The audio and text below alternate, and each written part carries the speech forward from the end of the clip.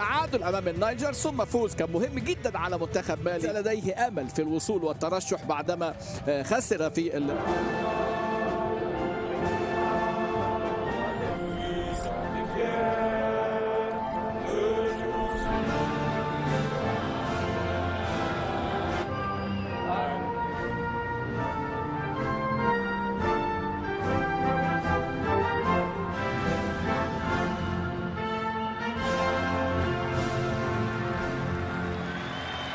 المنتخب المغربي. طبعا المنتخب في حراسه المرمى، في الدفاع اويانو ولعب الكونغو. ادي امامنا هنا تشكيل المنتخب الجابوني المنتخب المصري. هناك تعديلات النهارده في التشكيل من الحارس حمزه علاء، في الدفاع كل من النهارده محمد طارق وحسام عبد المجيد، انطون كوفي، وايضا جويل دول وكليمن، وموجود طبعا معاها هي لتيسي. هجمه الخطيره عن طريق اللاعب اللي بيسدد امامنا اللاعب موسى. اذا كان فرصه لابراهيم عادل وشالها بيكلي، والكره اللي فاتت رحيم انفراد انطلاقه اسامه فيصل، خلص بدري بدري بدري بدري.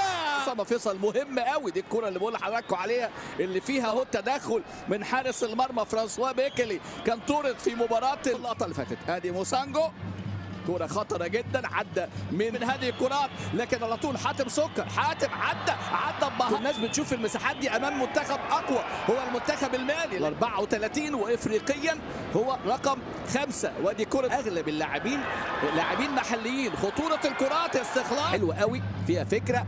حسام عامل مباريات مميزه جدا. الكره القويه تسدد، تسديده، فرصه اسامه فيصل، فرصه اسامه فيصل هو اللي حقيقه ضغط بشكل ضغط عالي امامنا. هو والله كان هيغلط بيكلي، لكن حتى الان تعادل سلبي. اسامه فيصل يضغط على بيكلي. فرنسا في 84، وايضا كان امام منتخب اليابان كان مع الكابتن هادي رمزي في 2000. ثم كان طبعا ترشح لكن لم تلعب مصر في 92 جيل هيثم فاروق، وجيل كان مميز. وفي المركز الثالث على طول خطيره اسنجا.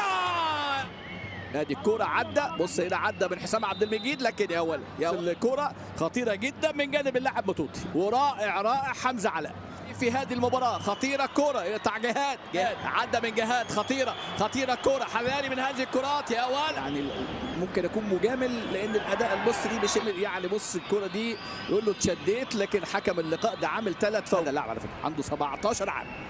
استاد منجي هيبقى في طرد هنا، طرد للاعب من بونجي. يطرد اول مره بيكمل محمد طارق، عرضيه حلوه لو جت. المصري بقى محتاج ايه؟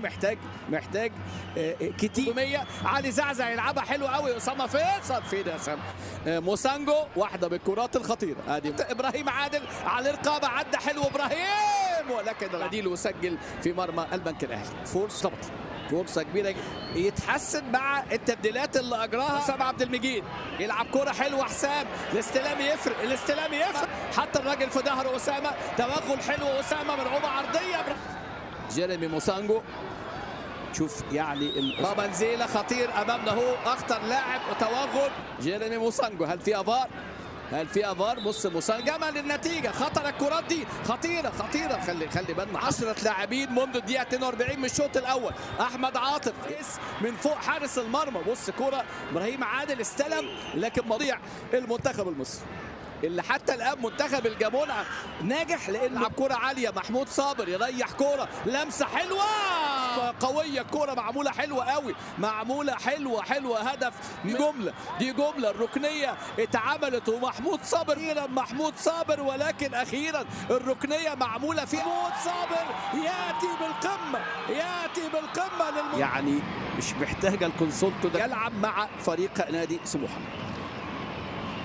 تم دراستها والتشيك كومبليتد، انتهى. وركله الجزاء اللي اهلتنا لملاقاه زامبيا، سجل من الهدافين، سجل في مرمى بهدف ثاني، واعتلاء قمه اسامه. خلصها اسامه فيصل، بوم.